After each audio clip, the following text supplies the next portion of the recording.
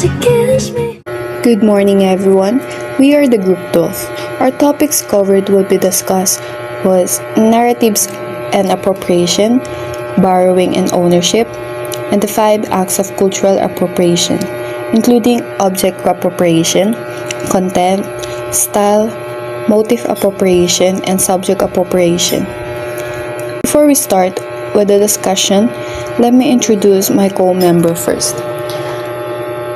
Danica Banatao, Reza Guerrero, Jess De La Paz, Carmela Pumarada, Rain Pasion, Ian Godoy, and me, Hilary Ochige. And now, let's proceed with the first discussion. And for our narratives and appropriation, cultural appropriation is when the dominant groups adopt elements from marginalized cultures such as art, clothing, language, or traditions without understanding, respecting, or crediting their origins. It often involves using these culture elements out of context, ignoring their true meaning and its significance. This practice can lead to exploitation for the personal commercial gain, disrespect toward the original culture, and reinforcement of harmful stereotypes. Additionally, it highlights the unequal power dynamics where dominant groups benefits from aspects of culture while the original community may face discrimination for the same practices. And that's all for our narratives and appropriation. Good morning, everyone. I will be discussing the cultural borrowing and ownership. But first, let me discuss the cultural borrowing. Cultural borrowing refers to the process by which one culture adopts elements, practices, or ideas from another culture. It often leading to changes and adaptations in both. These changes can be done by trade, migration, communication, and sharing ideas. For example, kumakain kayo sa eat-all-you-can buffet and you've tasted a specific dish na you see from all over the world because of its unique flavor and story.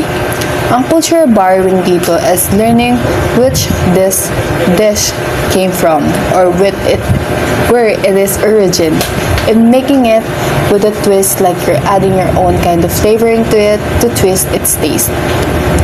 It is a way to show respect to its origin as you are not claiming and doing what the origin have done with its dish. Cultural borrowing can also involve elements such as food, festival, and etc. I have here one example for food and one example for festival. For food, I have here Vietnam Goi Quan and Philippines Fresh Lumpia. Fresh lumpia was origin from Vietnam, which is called Goi Quan. It has been started since 1802 to 1945. This has been part of the Vietnamese cuisine for centuries. This is an example of cultural borrowing since in the past month nag-trending or maraming nagbebenta ng fresh lumpia ulit. And pasok siya sa cultural borrowing since most Filipino know that the fresh lumpia was origin of Vietnamese, and Filipino business owner saw that some Filipino really like this kind of food and they made it with a twist, especially the sauce of its lumpia and yung mismong laman to put a twist in it. Excuse me. For festival naman, I have here Spain Semana Santa and Philippines Semana Santa. Spain and Philippines Semana Santa started since March 31, 1521. It can be a cultural borrowing as it also has a differences on how we celebrated it, but it both involves respectful engagement. Next naman, I will discuss what is ownership. Cultural ownership refers to the concept of ownership of cultural property. It encompasses physical items that are part of the cultural heritage of a group or a society. The idea of ownership refers of owning a cultural property that has been a part of the legacy, which items of historical, ritual, and religious value are also considered cultural property. As our work of art such as festivals and etc., we consider the indigenous people or our ancestors to be the owners of cultural property. However, property to a culture can occasionally serve as the foundation for a valid argument for community ownership. Excuse me. Cultural ownership often depends on inheritance. Cultural ownership often depends on inheritance, cultural customs, or the collective production of property. For example, on those cultural elements. First, cultural elements are the various components that make up a culture, including beliefs, practices, values, norms, language, art, and social structure. With these elements, it can give us values, symbolism, and social structures that will influence others' experiences and behaviors to those who is related and to those who are not related to a particular culture or society. I have here an example of ownership. The Festival of Myanmar and Thailand. Myanmar festival was called Tingyan, while Thailand festival called Songkran.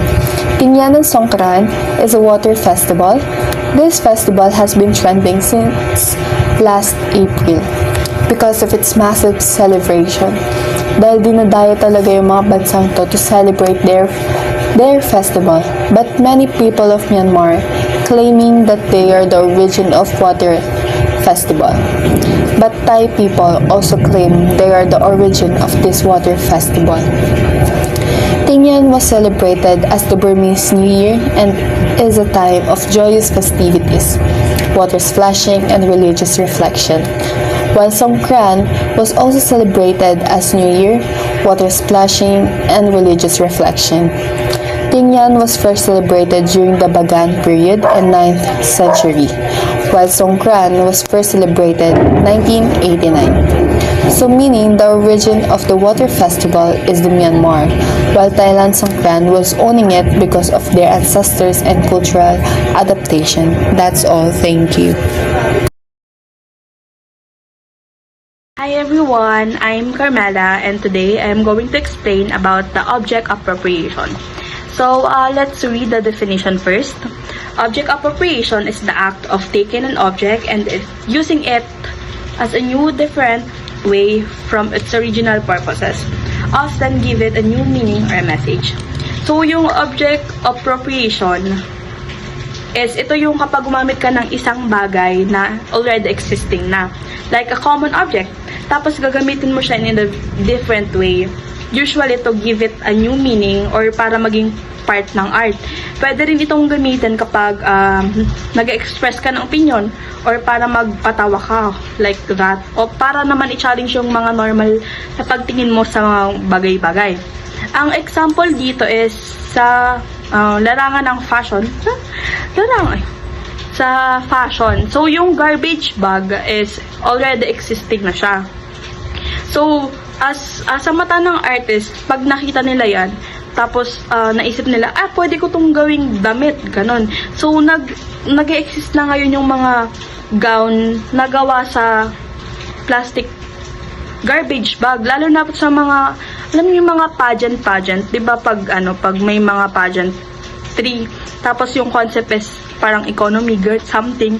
So, gagawin nilang gown yung garbage bag o kaya naman yung mga takip ng sesto, yung mga mismo hook, yung mga takip noon gagawin nilang parang basurahan, ganon. So, nagiging innovative sila sa mga bagay na nag-i-exist na. So, ganun yung art appropriation. One of the example of object appropriation is this one. It's Marcel Duchamp fountain. Isa siyang actually regular urinal na inside and sign it are mute and submitted it to the art exhibit. So, bakit siya naging object appropriation? Kasi he took a common and everyday object and uses as an artwork or for an artwork. So, yung urinal parang ginawa niyang something na art, tapos pinasa niya sa exhibit. Tapos yun, naging na siyang art. Diba? Amazing, right? Other example naman ng object appropriation is itong Mona Lisa na art, which is ginawa nilang parody or parody yung isang Mona Lisa painting. Like, kasi marami na ngayong modern artist na ginagamit nila yung Mona Lisa image and binabago nila, like nag-add sila ng mga sunglass or nilalagyan nila minsan ng mustache. May nakita pa nga ako sa Pinto Art Museum sa may Antipolo. Ginamit nila yung painting ni Mona Lisa, tapos may hawak na McDo. Ayun, ganun yung object appropriation. They taking the famous or existing object like the Mona Lisa and reusing it as a new creative way to make a statement or joke. Yun yung isang example ng object appropriation. So hi guys, my name is Jas Vincent Guido Paz, a group member of number 12. And yep, akin yung content sa object appropriation. So ano nga ba ang nilalaman ng aking parte? So, object appropriation in art, culture, and content refers to the act of taking and reforming an item, object, or style from one culture or context and using it in another. This can involve directly reproducing an object, katulad nga nung fountain na ginawa ni Marcel Duchamp, which is basically a toilet, tas nilagyan niya lang ng kung anik-anik para lang masabi sa kanya yung artwork, including yung katabi niya, which is yung Campbell soup.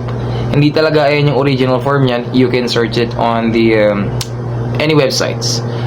Tapos ginulagulanit niya, kitang-kita naman. Again, para lang masabi na sa kanila yung artwork. Most of the time, itong object appropriation is ginagamit siya for hindi naman ginagamit. Parang ang ano niya lang, ang purpose is for humorous, comedic, something like that. Hi everyone, I am Raisa Guerrero and I will be discussing the style.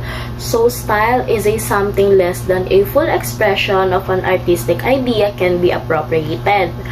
Often artists do not only replicate works from another culture but also take something from that culture.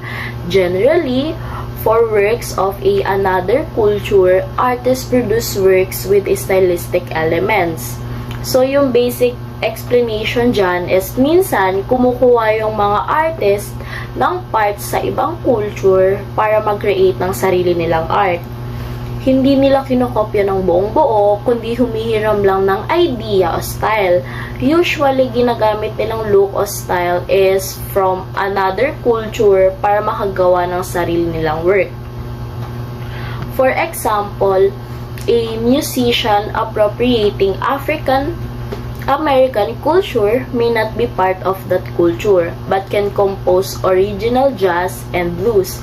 Anything similar may affect the culturally traditional Australians who paint in the style of a native peoples. So sometimes, people from outside a culture create art or music inspired by that culture. For example, na lang dito, yung sinabi ko nga kanina, yung musician na hindi African-American, pero pwede siyang makagawa ng jazz or blue music. Ganon din yung mga Australian na hindi katutubo, pwede silang mag-paint gamit yung style ng katutubong tao. So, this can be okay naman, but it's important to be respectful and aware of the culture's meaning. So, that's all in my part. Thank you so much. Hi everyone, my name is Danica Charlotte Sibanato. Today I will be discussing the motif appropriation. So what is motif appropriation? Motif appropriation is the act of copying or repurposing distinctive design features, patterns, or symbols from earlier cultural products or other cultures, such as brand logos or traditional cultural symbols, and using them in new contexts. This specific form of appropriation involves claiming or using something as one's own, whether physical, intellectual, or artistic. So, it means yung motif appropriation ay yung pagkuha o paggamit ng unique na design or pattern o simbolo mula sa ibang kultura o mga lumang gawa. Tapos, ginagamit ito sa bagong paraan o bagong context. Example, kung gagamit ka ng traditional na symbol ng isang kultura o logo ng isang brand sa sarili mong artwork, pero hindi mo naman kinokopya lahat. kinuha mo lang yung ideas or yung specific na motif sa ganitong paraan, parang inaangkin mo na yung designs or idea nung iba bilang sarili mo. Kahit na galing siya sa ibang tao or kultura, minsan nagiging sensitive ito, lalo na kung hindi mo nire-respeto yung pinanggalingan ng isang bagay na yun or yung motif na yun.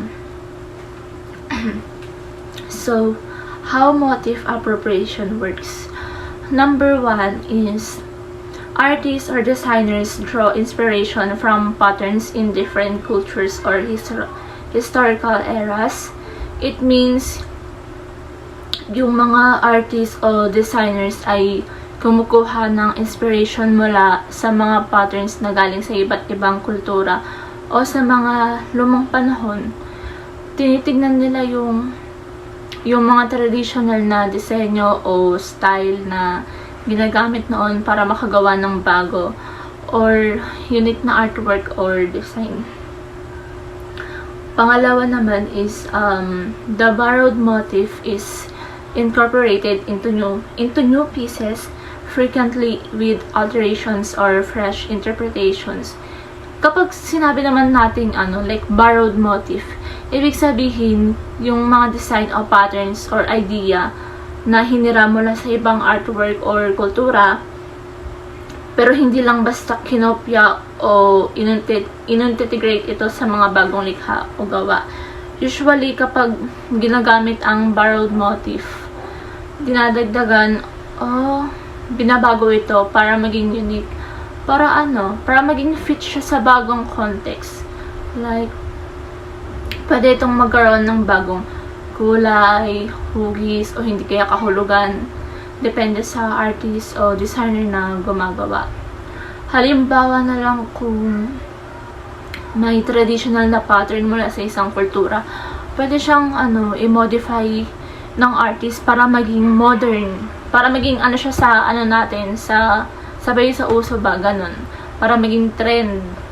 Sa ganong pamamaraan, nagiging fresh at interesting pa rin yung mga design kahit na may historical or cultural roots siya.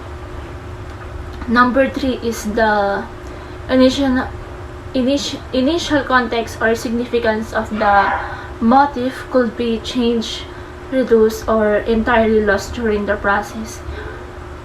Kapag ginagamit ang borrowed motif sa bagong gawa, minsan nagbabago o nawawala yung originality niya o yung kahulugan ng art na yun. Halimbawa, yung motif na dati ay may specific na cultural or religious meaning, kapag ginagamit sa ibang context like sa fashion or modern art, pwedeng iba ang interpretation o kaya maging mas simple lang ang meaning. Minsan nare-reduce niya yung mga importante na original symbols. Kasi mas focus na lang siya sa mga designs o aesthetics na hindi naman kadip yung meaning, ganun. So, sa worst case, totally lost yung original significance niya at nagiging parang decoration na lang. So, example of motif appropriation in art and culture. Number 1 na dito yung the Zia Sun symbol. The Zia Sun symbol, sacred to the Zia Pueblo people, was used for the state flag of New Mexico, but it became popular for jewelry, advertising, and merchandise without community consent. It means yung Zia Sun symbol ay may sa mga tao ng Zia Pueblo, may deep spiritual meaning siya, tulad ng 4 directions, seasons, at stages of life. Ginamit ito bilang state flag ng New Mexico noong 1925 para i-honor ang indigenous heritage. Pero naging popular siya sa jewelry, advertising, at merchandise.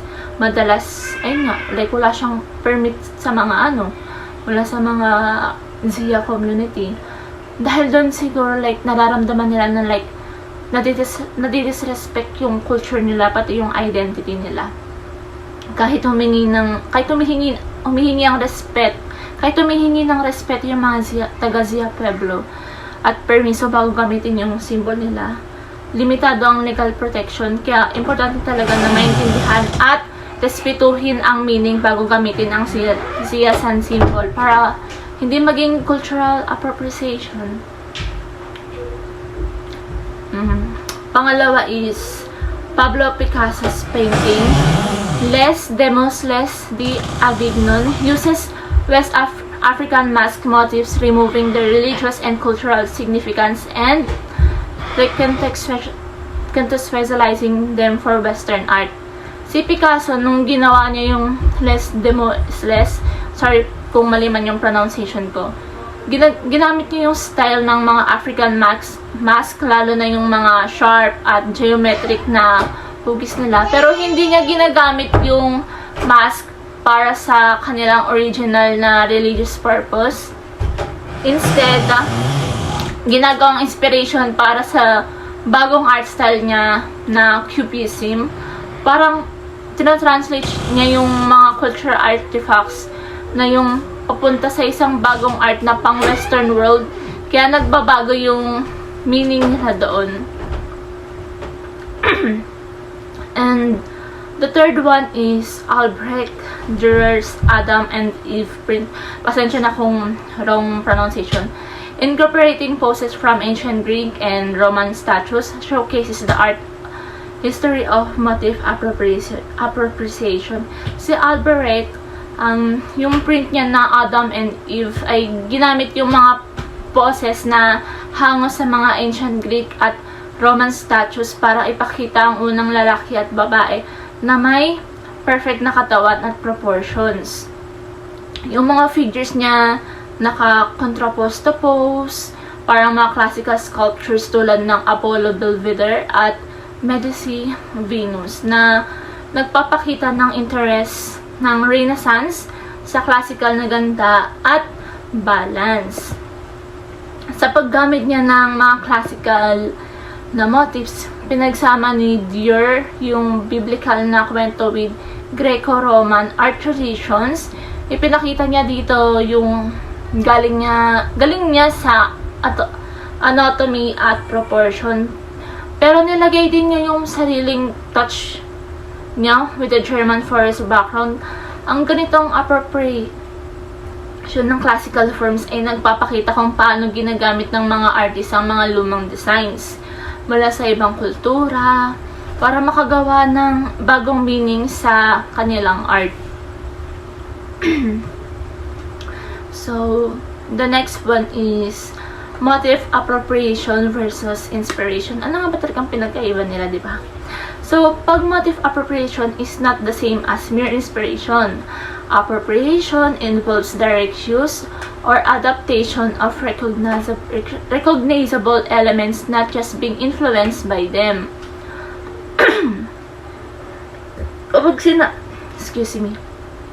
Ang motif appropriation ay hindi para sa simpleng inspiration lang. Kapag appropriation, direktang ginagamit o ina-adapt yung mga recognizable na elemento mula sa ibang kultura o artwork. Hindi lang basta naapektuhan or na-influence ng style o idea, kung hindi kinukuha talaga yung specific na design, pattern o simbolo at binabago o ginagamit sa bagong konteksto. Sa madaling salita, inspiration is like getting ideas or vibes, habang appropriation naman is yung actual na pagkuha at paggamit ng particular na bahagi ng isang motif or design. Sa kasama kong bata. The new work often allows audiences to recognize the source, but the context and meaning may be changed or obscured. It means, sa motif appropriation, madalas nakikilala pa rin ng mga audience yung original na source o pinanggalingan ng motif sa bagong artwork. Pero pwedeng mabago o mawala yung originality ng context at meaning nito dahil sa bagong paraan ng paggamit o paglagay sa ibang setting. Kaya nga 'di ba, like kahit familiar sa mga tao yung designs o simbolo, iba na yung kwento or significance niya sa bagong obra dahil sa bagong konteksto na binibigay ng artist. Excuse me. The next one is ethical and cultural implications. So, motif appropriation, particularly when it involves motifs from marginalized or indigenous cultures, can be controversial and often goes against the understanding of their significance. It means yung excuse me, it means yung motif appropriation, lalo na kapag galing ito sa marginalized o indigenous na kultura, ay madalas nagiging controversial dahil kadalasan hindi nauunawaan o nababaliwala ang tunay na kahalagahan at kahulugan ng mga motifs na yun. Kapag ginamit ng dominanteng kultura ang mga elemento mula sa mga marginalized groups ng walang pahintulot o respeto sa kanilang cultural context, nagiging parang exploitative ito at nakakasakit sa mga pinagmulan ng kultura. Madalas na naiiwan ng mga motifs bilang exotic na dekorasyon lang na nawawala ang kanilang spiritual or cultural significance. Kaya ito ay tinuturing na isang anyo ng disrespect or desecration.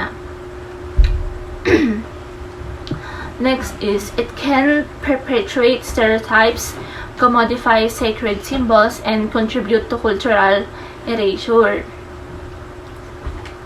It means, sinasabi dito, pwedeng maulit-ulit yung mga maling paniniwala o assumptions tungkol sa isang kultura na nagiging dahilan para mas lalo silang ma-misunderstand o ma-judge ng ibang tao. Next, commodify secret symbols. It means nangangahulugan ito na yung mga importanteng simbolo o bagay na may malalim na kahulugan sa isang kultura ay nagiging parang produkto lang na binebenta o ginagamit para kumita kahit hindi nila kahit hindi naman talaga dapat ganun yung trato. Next is yung contribute to cultural erasure. Ito naman yung process kung saan unti-unting nawawala o nabubura yung tunay na kultura, tradisyon at identity ng isang grupo or mamamayanan dahil sa maling paggamit o pagtrato sa kanila. Kung pagsasamahin natin lahat, kapag ganito yung nangyayari, parang nawawala yung respect and tunay na halaga ng kultura natin at nagiging dahilan pa ito ng misunderstanding at pagkawala ng cultural identity ng isang community. Next one is, the power dynamic is crucial as dominant cultures often benefit from or gain recognition by incorporating motifs from less dominant cultures, potentially at the expense of their original creators. Excuse me. So, ang sinasabi dito na mahalaga daw yung power dynamic kasi kadalasan yung mga dominanteng kultura ang nakikinabang kapag ginagamit nila yung mga design or simbolo ng less dominant na kultura. Minsan yung yung mga original na gumagawa hindi nabibigay ng credit or benefits ba. Kaya parang nasasakripisyo sila para sa kapakinabangan ng iba. So, the next one is legal considerations. Ito mahalaga to, lalo na sa motif appropriation. Intellectual property laws protect some motifs, but many traditional or indigenous designs lack such protection and can be freely appropriated once in the public domain. It means may mga intellectual property laws tulad ng copyright, and trademark na nagpoprotekta sa ilang mga design o motifs para hindi basta-basta gamitin or kopyahin ng iba ng walang permit. Pero karamihan sa mga traditional or indigenous na designs ay walang ganitong legal na protection dahil matagal na silang umiiral at hindi na sila naka-register or nakarehistro sa mga legal na sistema. Sorry sa charger. Dahil dito kapag ang mga design na ito ay naging public domain, na ibig sabihin libre nang gamitin ng kahit sino, madalas silang na-appropriate o kinukuha ng iba, lalo na ng mga malalaking kumpanya o dominanteng kultura nang walang pahintulot o pagkilala sa mga original na may-ari o komunidad. Ito ay nagdudulot ng problema dahil nawawala ang control ng mga indigenous groups sa kanilang sariling kultura at sining. At minsan ay nawawalan sila ng benepisyo o respeto na dapat ay para sa kanila talaga. Kaya mahalaga na magkaroon ng mas maayos na sistema o paraan para maprotektahan natin yung mga ganitong cultural designs. Excuse me. Next is efforts to legally protect cultural motifs are ongoing but often face significant challenges. So, it means patuloy ang mga pagsisikap na legal na protektahan ang mga cultural motifs, pero marami tong mga pinagdadaanan or challenges. Kadalasan dito yung hindi sakop ng existing intellectual property laws yung mga traditional or indigenous na design kasi matagal na silang umiiral. Gaya ng sinabi ko kanina. Communal ang pag-aari at gusto nilang mapanatili ng walang expiration. Hindi tulad ng normal na copyright na may takdang panahon lang. Wala pa rin tayong comprehensive na international agreement na nagpoprotekta sa mga ganitong culture or kultura. Kaya may mga legal gaps, may mga kaso tulad ng Navajo Nation laban sa urban outfitters na nagpapakita ng progress pero nagpapakita rin kung gaano kahirap pigilan ang maling paggamit at makuha ang tamang pagkilala o compensation. Minsan nahihirapan din ang mga batas na balansin ang cultural rights at ibang legal principles, kaya nagiging komplikado ang pagpapatupad sa nagiging komplikado yung pagpapatupad sa kanila. Sa madaling salita, ongoing pa rin at mahirap labanan para maprotektahan ng legal ang mga cultural motifs. So, in my conclusion, motif appropriation is a complex phenomenon in art and designs involving the borrowing of recognizable patterns or symbols from other sources. While it can foster creativity and new cultural products, it also raises significant questions about ethics, cultural respect, and intellectual property, especially when the original meaning or ownership is disregarded. That's all. In lang po. Thank you. May I now call the next presenter, Mr. Ian.